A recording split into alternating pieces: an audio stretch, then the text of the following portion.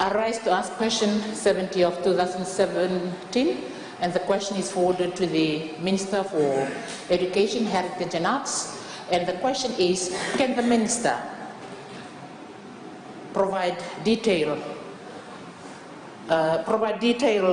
boarding policy implementations to schools this year? Thank you, Madam Speaker. Thank you. I give the floor to the Honourable Minister for Education, Heritage and Arts. Thank you, Madam Speaker, and I want to thank the Honourable Member for asking the question. Madam Speaker, we have about 173 boarding facilities attached to schools in Fiji. This consists of 117 primary boarding schools, which is approximately 15.9% of the total primary schools. So 16% of the total primary schools have boarding facilities attached to it. And we have got 56 boarding facilities attached to secondary schools, which is 32% of the total secondary schools, Madam Speaker. Madam Speaker, what we had noted, we got different categories of ownership of boarding facilities. We have got government boarding schools. We have got faith-based boarding facilities attached to faith-based schools. And we also have community-run boarding facilities attached to community primary and secondary schools. Mr. Speaker, what we noted is that while we have hostel rules for government boarding schools, we did not have a uniform boarding policy for all boarding schools. And this became an issue, Madam Speaker, when we came across certain incidents at our boarding schools, primary and secondary, and that prompted us to have a uniform boarding policy to require minimum standards and requirements to be there for boarding facilities to operate in order for us to provide a safe and secure environment for our children, Madam Speaker.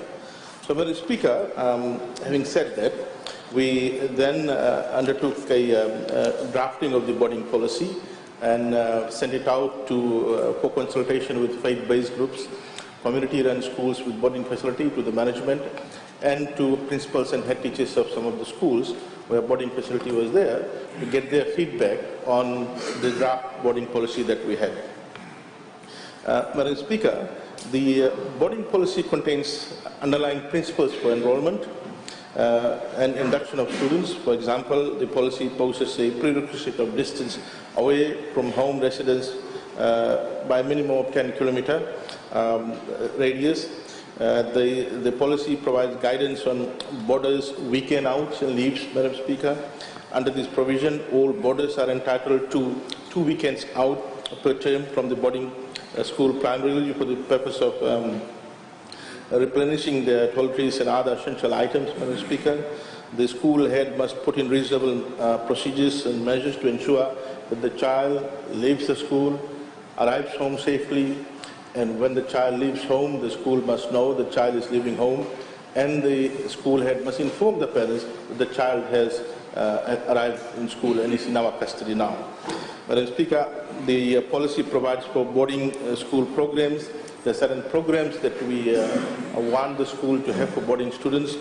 All boarding schools shall have clearly displayed a designated timing which must be known and communicated to all students for all boarding activities during the weekdays and weekends. We want to give an enriching experience to those students who are staying in boarding facilities, Madam Speaker. Madam Speaker, the policy has detailed provisions on student support services and care. For example, every boarding school should take appropriate measures to ensure adequate student support services such as counseling services or access to child helpline or provision of a sick bay. Madam Speaker, some of these things were totally non-existent in faith-based or community-run boarding facility. There was bare minimal hole and some desk, a bed, etc. But there was nothing to provide the basic support to the children, Madam Speaker. Madam Speaker, the boarding school should designate school chaplain or school counsellor that boarders can turn to in times of distress, emotional trauma or depression, or to assist students encounter personal or family problems that may be too sensitive or serious or may warrant attention of qualified counsellors. Madam Speaker, the policy mandates that first aid equipment to always be available in all sports-related events. The first aid equipment should also be clearly located in the boarding facility. The policy is mindful of different needs of students, and we have imposed duty on the school to ensure that all boarders, including those with special dietary, medical or religious needs, must be provided with meals which are adequate in nutrition, quantity and quality, Madam Speaker. Madam Speaker, under the policy, all boarding schools must employ a watchman or security officer whose duty is to ensure the safety and security of students, staff and school buildings from 10 p.m. to 7 a.m. Madam Speaker, and the watchman is required to inspect the premises on an hourly basis and provide the report to the school head the following morning, Madam Speaker. Madam Speaker, the head shall clearly inform all staff and students of the boarding school of the schedule and times for various activities such as prep time, visiting hours on Saturday, Sunday programs, as well as time allocated for breakfast, lunch and dinner. Madam Speaker, students shall be removed from the hostel for committing very serious offences. Madam Speaker, and the policy provides details of these offences. Madam Speaker, the policy also makes strict provisions regarding visitation as a necessary measure, safety measure. Madam Speaker, there has been some cases where people came in and took a child away, saying that the person has a permission, a consent from the parent. The school office must keep a visitor's logbook and record names and dates and times of all incoming visitors. Madam Speaker, the visitor needs to find their own accommodation and cannot stay at the boarding facility, because there were some issues with regard to this particular aspect. Madam Speaker, visitors are strictly prohibited to visit students during class time, night studies, or after lights are off. The policy makes it clear that visitors, even day scholars, are strictly prohibited from entering the boarding dormitories or dining halls at any point in time, Madam Speaker. Madam Speaker, the school head has the discretion to refuse any visitor entering school compound if, in the opinion of the school head, the security and safety of the students are compromised based on reasonable grounds. Madam Speaker, this is the main crux of the boarding policy. When parents send their children to board, they entrust the authorities to look after them. It is our responsibility now, even though it is not a government boarding facility, even though the boarding facility may be owned by a faith-based group or the community-run school. The fact of the matter is that by the Virtue of Education Act, that premise is now ours. We have a responsibility to ensure that our children are safe and secure, immaterial of who owns that boarding facility. So in this regard, we decided to have a uniform boarding policy so that every school who wants to have a boarding facility must have those bare minimum requirements to fulfill before we give permission for students to board there. Thank you. Thank you. I give the floor to the Honourable Mohammadin. Madam Speaker, just a supplementary question to the Honourable Minister. It will be interesting to see how boarding students are spread by district. Requesting if the Honourable Minister can provide data on this. Thank you. Thank you, Honourable Minister. Thank you, Madam Speaker, and thank Honourable Dean who asked the question. Yes, it will be interesting because given the geographical layout, Madam Speaker, where we got schools in islands and not all islands have schools, so you would tend to see more students boarding in those particular division. And rightfully so, the Eastern Division has the largest number of boarders. There are a total of, as alluded to earlier on, 173 schools. So in the Eastern Division, we've got the largest number of schools. 26 schools have boarding facility.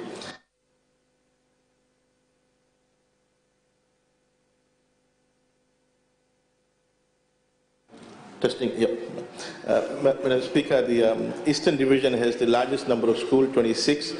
Of the 7,334 boarders, we got 818 students in the secondary school and 762 in the primary school in the Eastern Division. We got in the Bathavua, we got 81 students and 229 in the primary, secondary and primary respectively. In the Dakandrove, we got 502 and 347 in the secondary and primary respectively. Latoka Isawa, 354 and 139 students in the second and primary respectively. Maduatambua got 326 students in secondary boarding, 789 in primary school boarding. In the Nandronga Nagosa, 163 in secondary, 622 in primary. Nandronga Nagosa, Nosori, 394 in the secondary school and 323 in the primary. Ra, 235 in secondary and 497 in primary. Soba, 548 in secondary and 205 in primary. Madam Speaker, this is the breakdown with respect to division of school students in the different divisions in primary and secondary school boarding facilities. So a total of 7,304 boarders in various primary and secondary schools around Fiji. Thank you.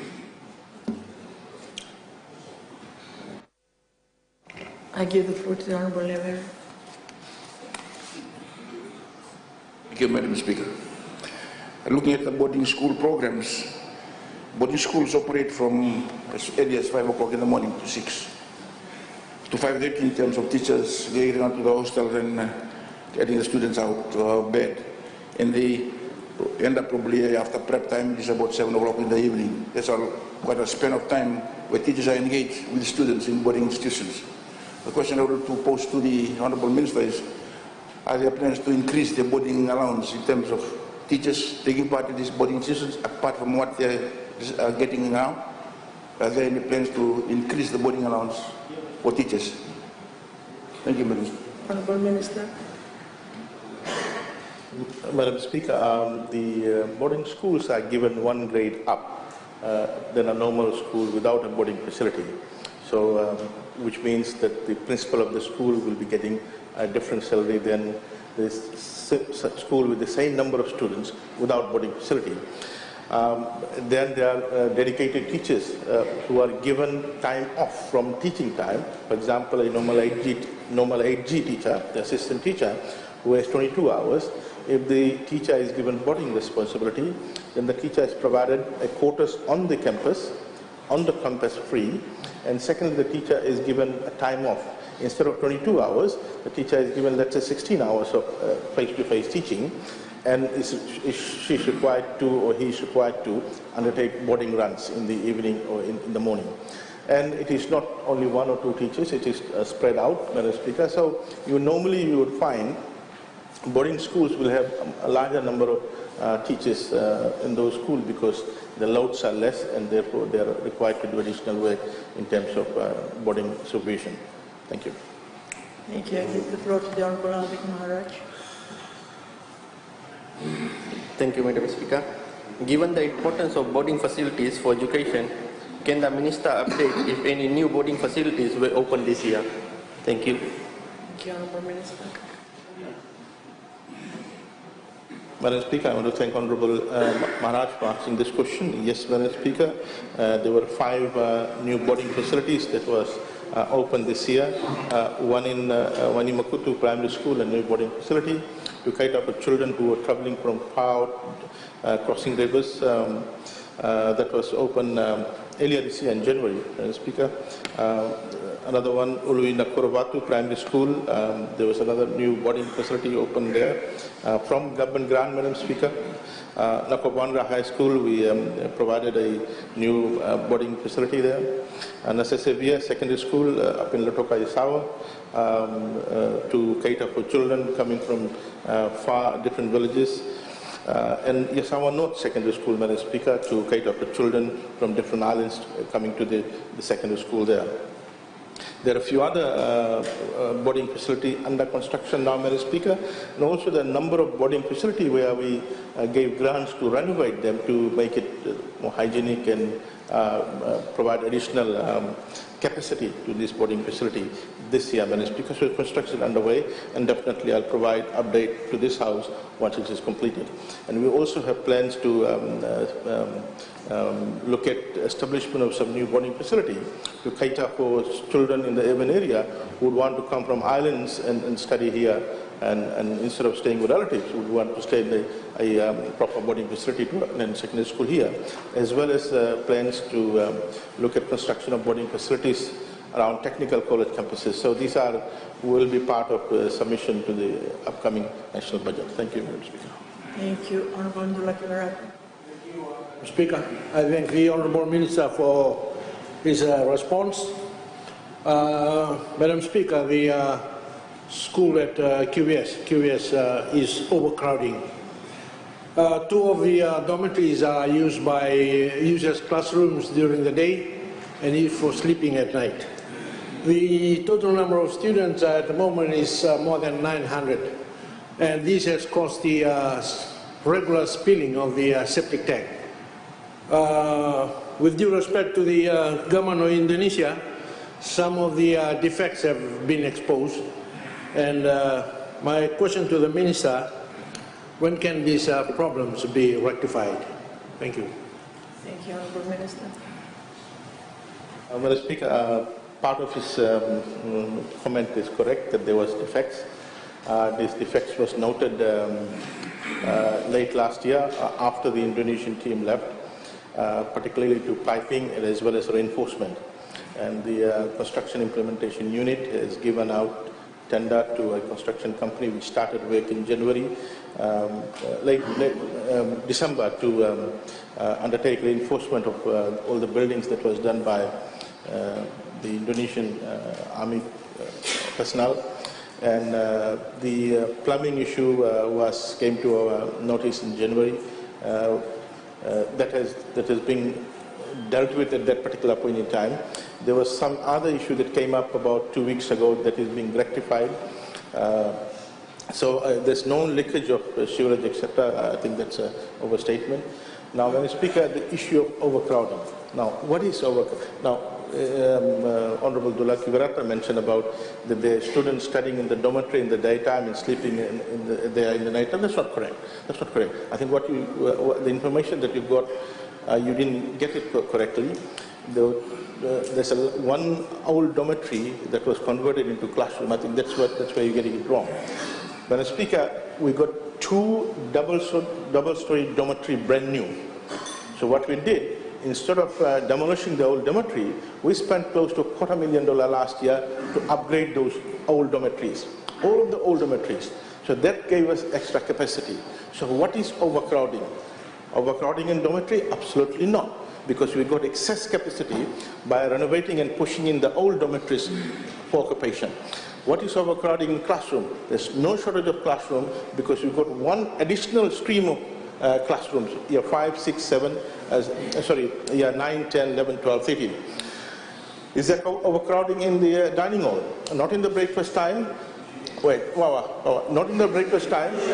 Not in the breakfast time, because we got timed it out that this group of students will come at that particular time, let's say 6 a.m. and another group will come at 7, etc. Not during dinner time, Madam Speaker. During lunch time, we are providing packed lunch, Madam Speaker. Madam Speaker, but the issue of student numbers, Ndulaki Warata should go and ask his own people who bypass the principals to take excess students there. You should not talk about the student numbers now here. Thank you. Thank you. I give the floor to the Honourable Rocky Liraki.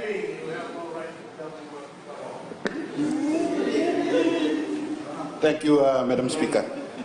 SDG 4 mentions about quality education, and education has to be addressed holistically in terms of boarding schools.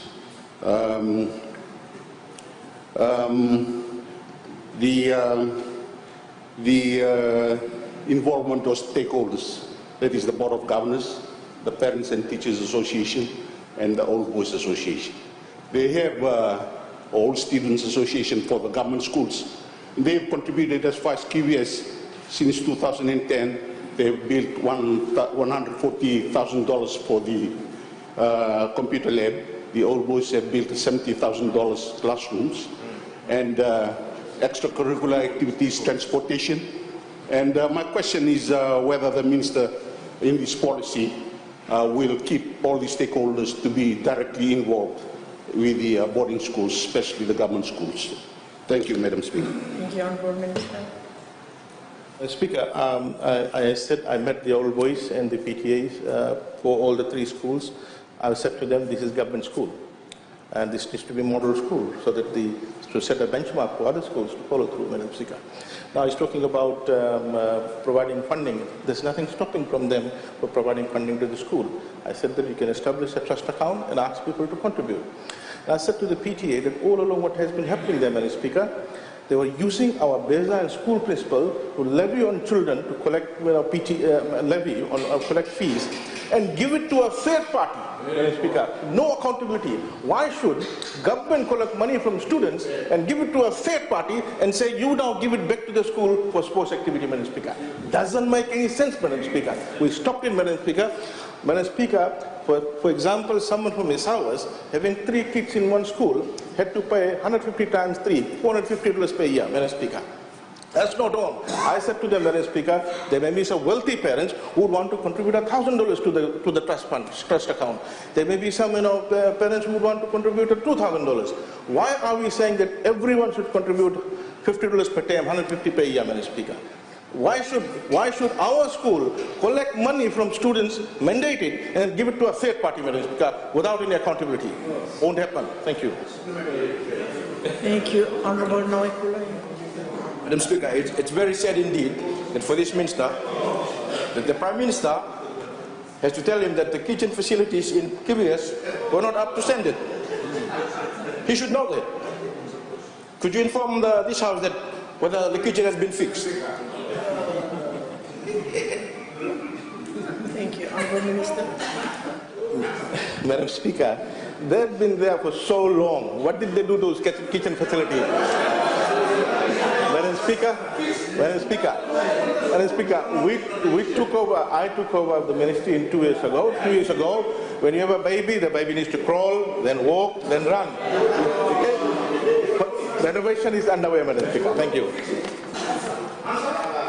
Thank you. Question.